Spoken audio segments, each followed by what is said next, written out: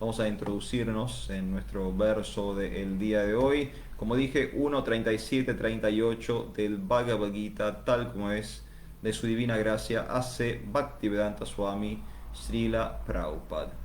Voy a contextualizar un poquito en dónde estamos en este momento del Bhagavad Gita. Obviamente estamos en el comienzo, capítulo número 1.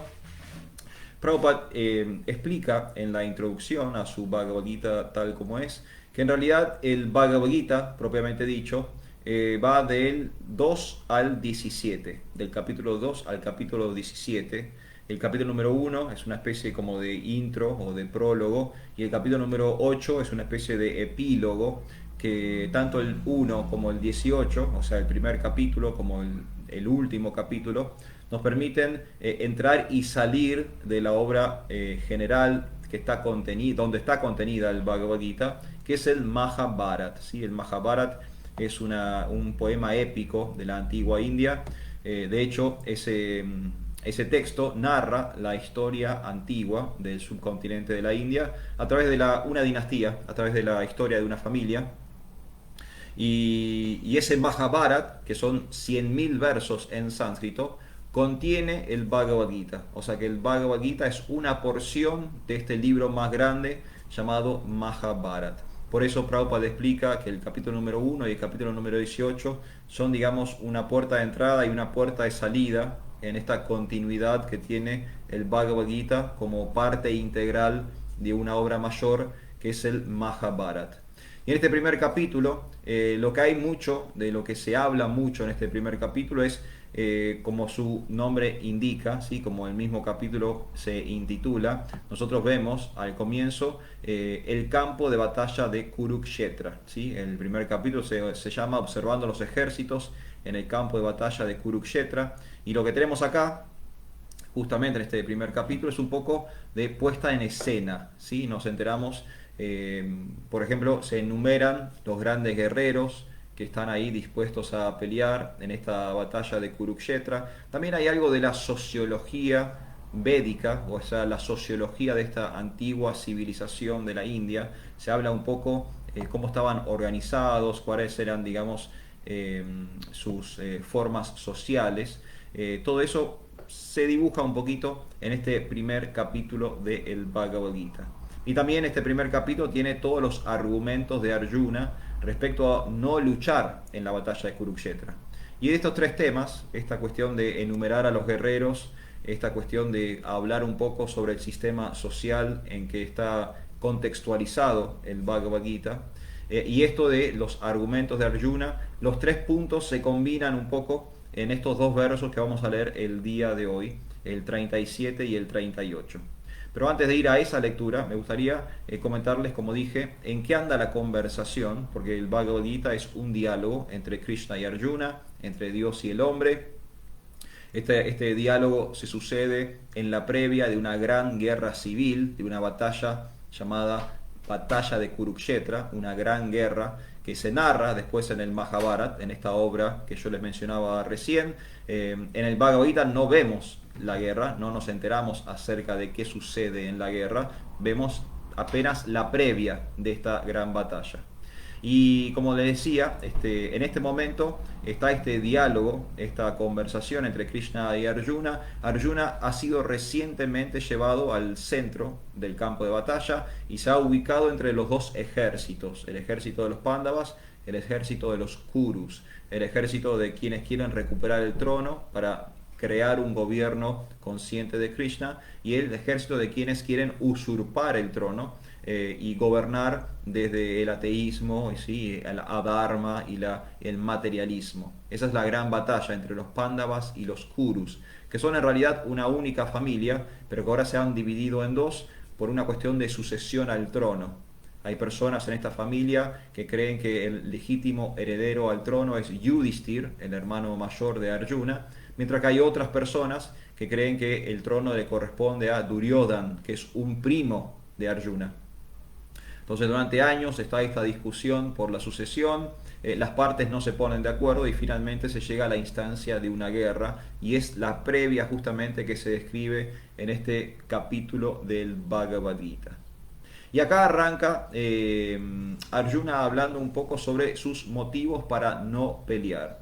El Bhagavad Gita comienza con, digamos, la renuncia de Arjuna a su puesto de trabajo, por así decirlo. Arjuna es un guerrero, es un gran guerrero de la antigüedad, es uno de los soldados que está listo para luchar ahí en Kurukshetra. Pero cuando él ve esa situación, cuando él ve en el campo contrario a sus familiares, a sus amigos, a sus parientes, a su abuelo, su tío, sus primos, a él le empiezan a entrar dudas respecto a la legitimidad de esa batalla.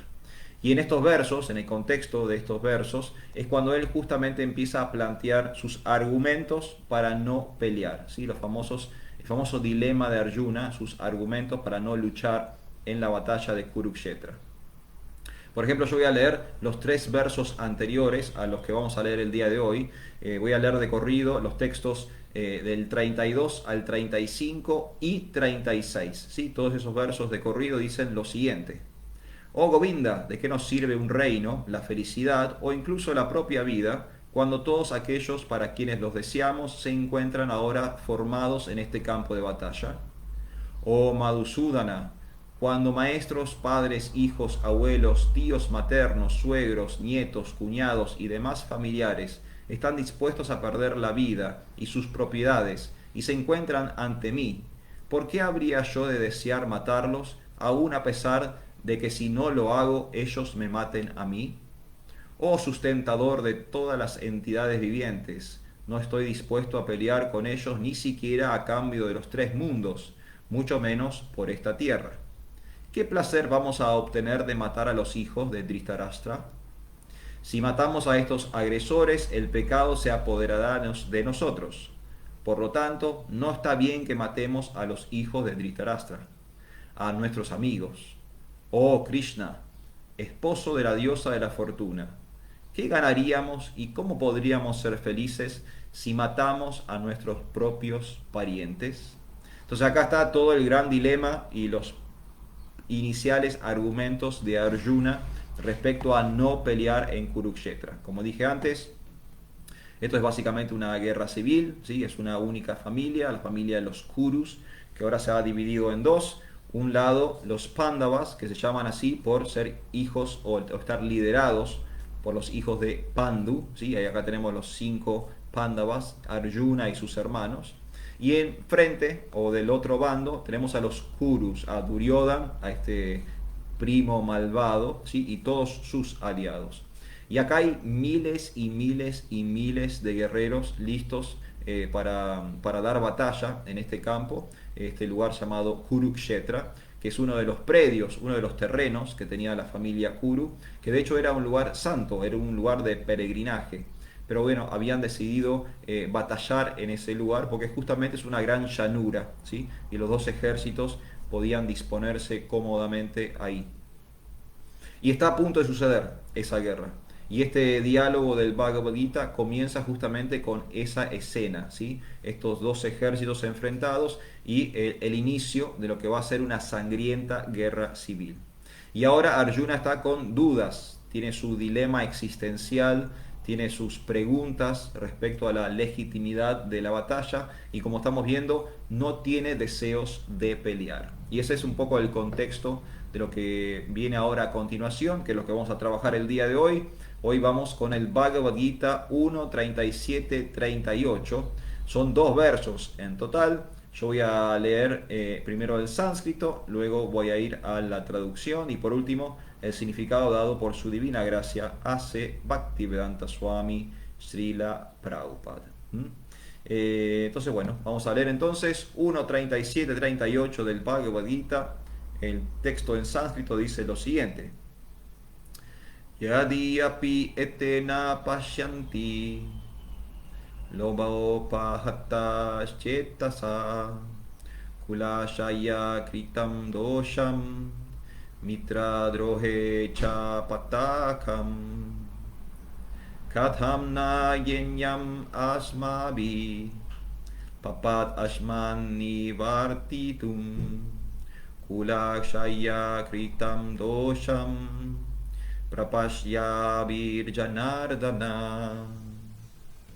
Ahí tenemos el sánscrito entonces de estos dos versos, 37 y 38 del primer capítulo del Bhagavad Gita tal como es. Voy ahora a leer la traducción de estos dos versos. Dice lo siguiente. Oh Janardana, aunque estos hombres, con sus corazones dominados por la codicia, no ven mal alguno en matar a su propia familia ni en reñir con amigos, ¿por qué nosotros, que podemos ver el crimen en el que se incurre al destruir una familia, habríamos de cometer estos pecados? Entonces acá tenemos una muy interesante pregunta de Arjuna a su amigo Krishna. Él dice: Oh Janardana, aunque estos hombres con sus corazones dominados por la codicia no ven mal alguno en matar a su propia familia ni en reñir con amigos, ¿por qué nosotros, que sí podemos ver el crimen en que se incurre al destruir una familia, habríamos de cometer estos pecados? El significado o comentario dado por su divina gracia hace Bhaktivedanta Swami Srila Prabhupada dice lo siguiente. Un kshatriya no puede rechazar una batalla o una apuesta cuando lo desafía algún rival. Ante una obligación tal, Arjuna no podía negarse a pelear porque el bando de Duryodhana lo había retado. A este respecto, Arjuna consideró que el bando contrario quizás no veía los efectos que podía causar semejante desafío. Arjuna, no obstante, podía prever las malas consecuencias y no podía aceptar el reto. La obligación es de hecho ineludible cuando el efecto es bueno, pero cuando no lo es, no se puede obligar a nadie. Después de considerar todos estos pros y contras, Arjuna decidió no pelear. Muy interesante este verso y también este comentario de Srila Prabhupada. Vamos a trabajarlo ahora un poquito. Para aquellos que están del otro lado, como dije antes, si quieren dejar sus comentarios, si tienen preguntas, dudas u aportes, bueno, aprovechen que este tablero tiene una sección de comentarios, pueden escribir ahí y directamente comunicarse conmigo. Después voy a ir chequeando y si hay algo de parte de ustedes, lo vamos a ir anunciando en vivo durante los próximos minutos de esta charla. Vamos a ir retomar un poco el tema de la traducción, ¿sí? La traducción de estos versos 37 y 38 del primer capítulo del Bhagavad Gita, se los recuerdo, dice: Oh Janardana, aunque estos hombres con sus corazones dominados por la codicia no ven mal alguno en matar a su propia familia ni en reñir con amigos, ¿por qué nosotros, que podemos ver el crimen en que se incurre al destruir una familia, habríamos de cometer estos pecados? El planteo de Arjuna o el argumento en este momento es bastante bueno, bastante sólido. Todos los argumentos de Arjuna para no pelear, de hecho, son muy buenos. Krishna después se los va a ir desmantelando a partir del segundo capítulo del Bhagavad Gita, pero son todos argumentos muy válidos, muy sólidos. Por ejemplo, básicamente Arjuna acá está diciendo: está bien que ellos no entiendan la diferencia entre el bien y el mal, pero nosotros sí comprendemos la diferencia entre Dharma y Adharma, entre Sura y Asura. Sabemos lo que es divino, sabemos lo que es demoníaco, sabemos lo que es correcto, lo que es incorrecto, lo que está bien, lo que está mal. ¿Por qué nosotros tendríamos que actuar como ellos? Esa es básicamente la pregunta de Arjuna, el planteo que está haciendo Arjuna en este momento. ¿Por qué nosotros, los Pándavas, que supuestamente somos los buenos, somos los que merecemos ascender al trono, por qué nosotros tenemos que rebajarnos a actuar como si fuéramos los Kurus, como si fuéramos los malos de la película? Ese es el planteo básicamente en estos textos 37 y 38 del Bhagavad Gita. Y aparecen unas cosas interesantes. Por ejemplo, Arjuna lo llama a Krishna en esta instancia Janardana, ¿sí? A lo largo del Bhagavad Gita, tanto Krishna para con Arjuna como Arjuna para con Krishna se llaman de muchas formas distintas, ¿sí? Se van dando o mencionando, refiriéndose los unos a los otros a través de distintos, digamos, apodos, distintos nombres que ambos tienen. Y en este caso es Arjuna que está hablándole a Krishna y está usando el nombre Janardana. Janardana es un nombre de Krishna que significa que Dios es el refugio o la protección de todo el universo. Todas las personas del universo, todas las entidades vivientes de la creación toman refugio, se protegen debajo del cuidado del Señor Supremo, de Shri Krishna. Eso significa Janardana, ¿sí? Es un nombre del Señor, es un nombre de Dios, uno de los infinitos nombres que tiene Dios. Sabemos que Krishna, el Ser Supremo, es infinito, por tanto tiene infinitos nombres. De Chaitanya Mahaprabhu en su Shikshastaka así lo menciona también. Dios tiene infinita cantidad de nombres y uno de esos nombres aparece aquí en este texto. Arjuna se está refiriendo a Dios como Janardana, como el refugio o el protector del universo entero. Entonces ahí tenemos una cosita interesante con respecto a este verso. Otra cosa es que habla de hombres con corazones dominados por la codicia, ¿sí? Estos son los hombres malos, los hombres que no ven lo incorrecto que es matar a la propia familia o reñir con amigos, ¿sí? Estos hombres malos no ven el mal en el asesinato, no ven el mal en la pelea, en la riña. ¿Por qué son malos? Porque, según Arjuna, tienen el corazón dominado por la codicia. La codicia es un tema que después vuelve a aparecer en el Bhagavad Gita, se habla en otras oportunidades sobre loba. Loba es la palabra en sánscrito para designar codicia.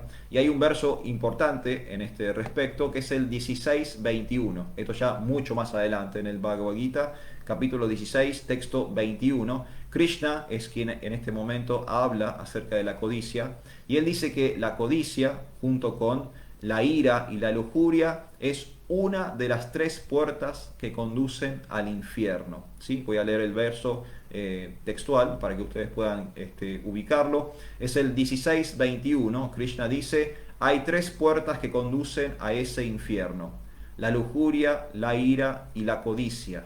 Todo hombre cuerdo debe abandonarlas, pues ellas llevan a la degradación del alma. ¿Sí? Acá tenemos a Krishna mismo hablando sobre la codicia en el 16:21 del Bhagavad Gita, pero en el texto que estamos leyendo nosotros, 1:37-38, es Arjuna el que habla sobre la codicia, pero ya sea Arjuna o Krishna, en ambos casos sabemos que la codicia es mala, ¿sí? Degrada el alma, es una puerta de entrada al infierno, o sea que ya sea al comienzo del Bhagavad Gita o al final del Bhagavad Gita, el consejo siempre es el mismo. Tenemos que evitar, tenemos que abandonar, tenemos que huir de los sentimientos de codicia porque envenenan a la entidad viviente, degradan el alma, ¿sí? Destruye el corazón de las personas.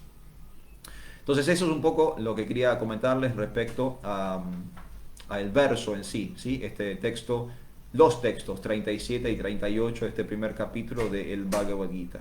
Después el significado, si vamos un momento al significado, dice lo siguiente: un kshatriya no puede rechazar una batalla o una apuesta cuando lo desafía algún rival. Ante una obligación tal, Arjuna no podía negarse a pelear, porque el bando de Duryodhana lo había retado.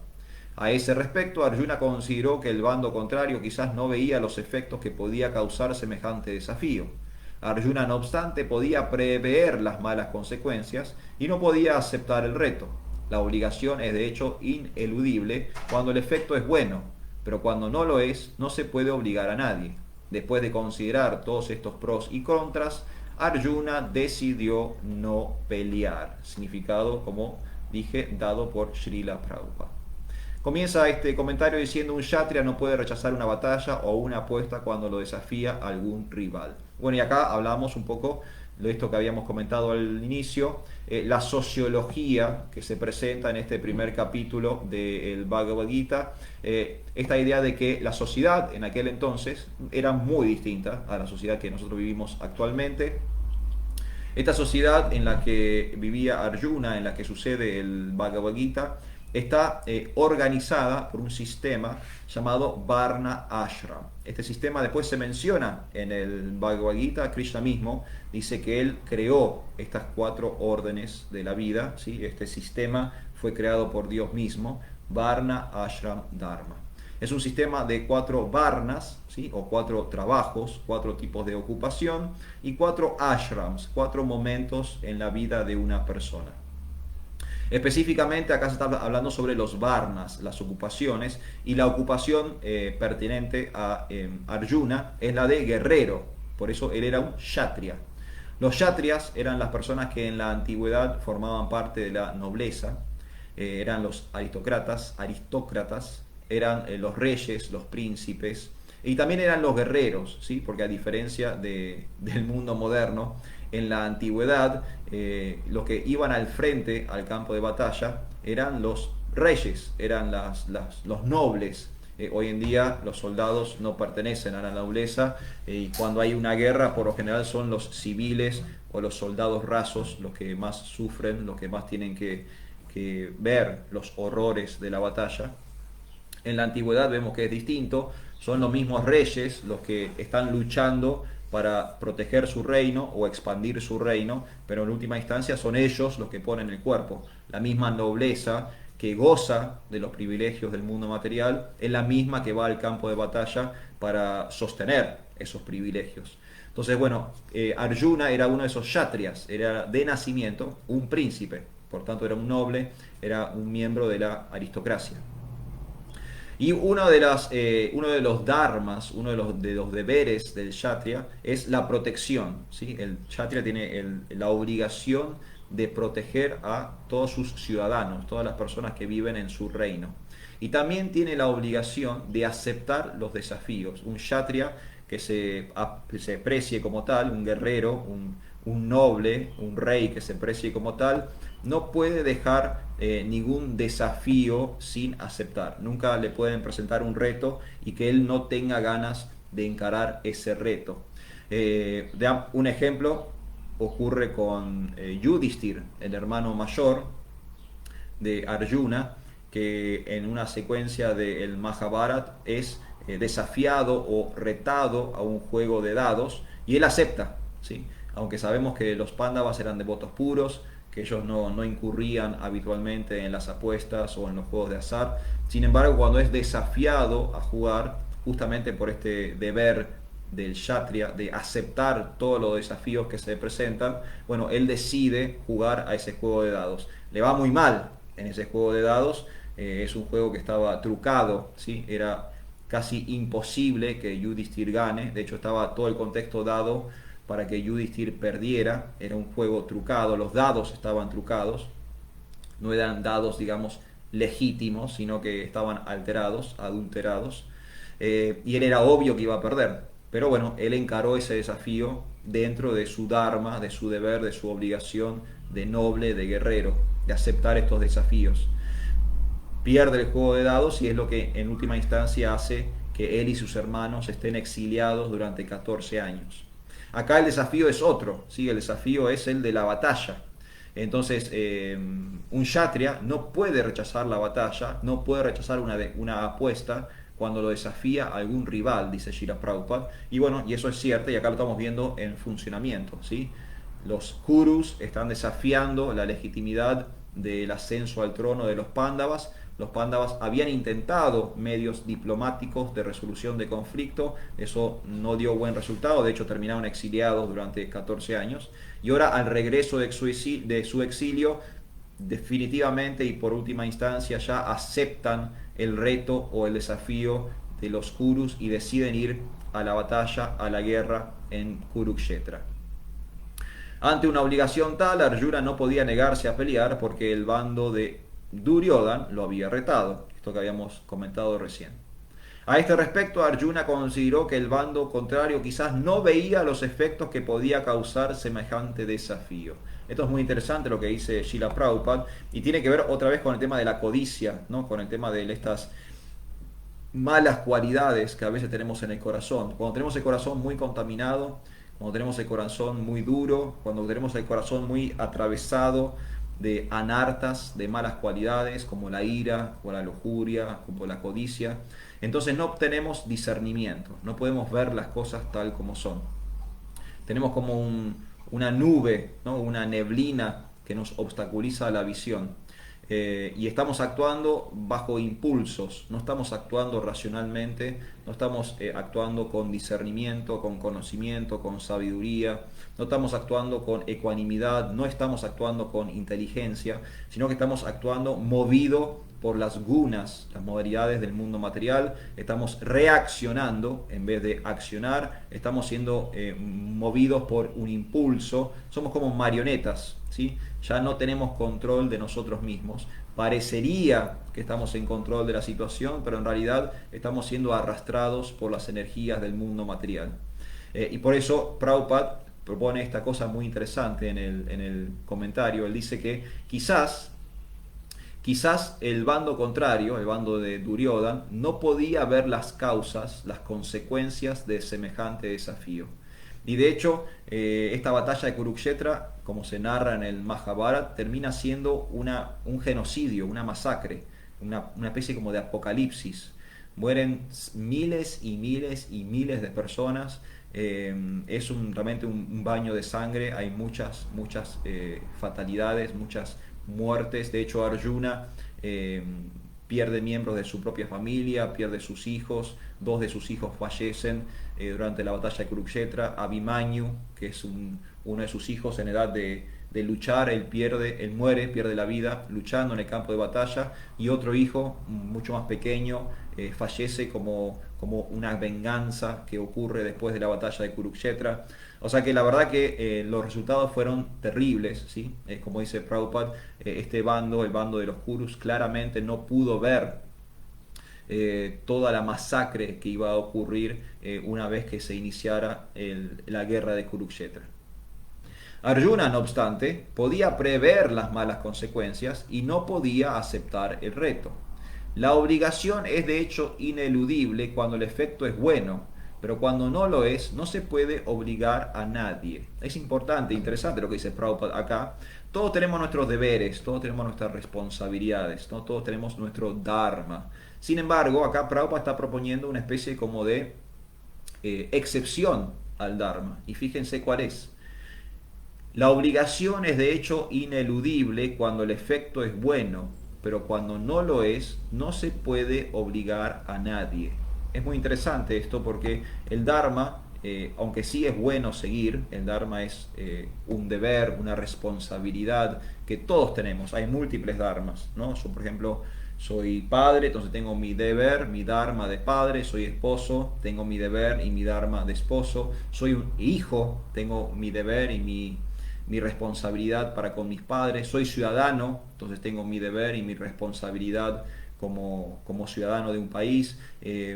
Tengo mi trabajo, entonces tengo mi deber y mi responsabilidad para con mi trabajo. ¿No? Hay múltiples dharmas sociales, digamos, ¿no? Que tienen que ver con este cuerpo físico y con los roles que yo ocupo en el mundo material. Eso se llama Swadharma, ¿sí? Y son múltiples. Hay múltiples dharmas porque ocupamos múltiples roles, ¿no? No existe la persona unidimensional, todos somos multifacéticos. Entonces, como multifacéticos que somos, tenemos múltiples dharmas, múltiples deberes o múltiples obligaciones, compromisos que tenemos que ir ejecutando a lo largo de la vida. Y por encima de eso, tenemos nuestro Sanatan Dharma, tenemos nuestro deber eterno, impoluto, puro, perfecto, que es ser sirvientes de Dios. Ese es nuestro Sanatan Dharma, establecer un yoga, una conexión íntima con Dios. Y acá no importa ningún tipo de designación material, no importa si somos hombres, mujeres, hijos, hijas, padres, madres, esposos, esposas, amigos, amigas, no importa si somos grillos, seres humanos, delfines, pájaros, no importa ningún tipo de designación material. Toda entidad viviente comparte un único Sanatan Dharma con todas las otras entidades vivientes, y es que todos somos sirvientes de Dios, todos estamos al servicio de la suprema personalidad. Pero en este contexto, Prabhupada dice algo muy interesante, y es que cuando nuestro deber va a dar un mal resultado, no estamos obligados a cumplirlo. Muy interesante lo que dice Srila Prabhupada.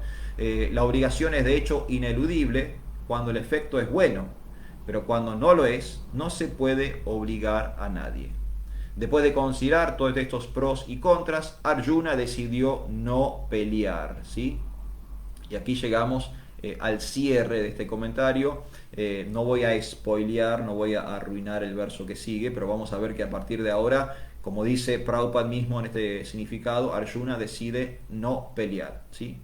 Ve el campo de batalla contrario, ve que enfrente están sus amigos, su familia, no está seguro si es legítimo la razón de ser de la pelea, entonces decide no pelear. Arjuna se planta ahí en el medio del campo de batalla y le dice a Krishna, Krishna, yo no voy a luchar el día de hoy.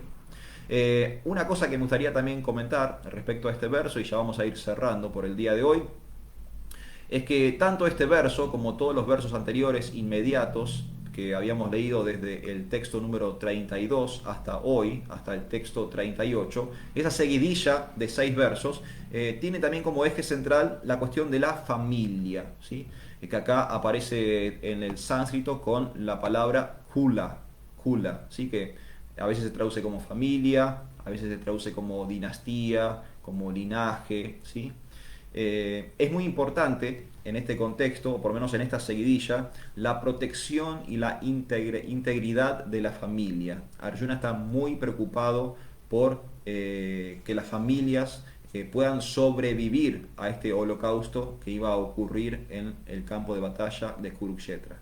Y vemos como para esta sociedad, esta civilización antigua de la India, la familia era primordial, era fundamental.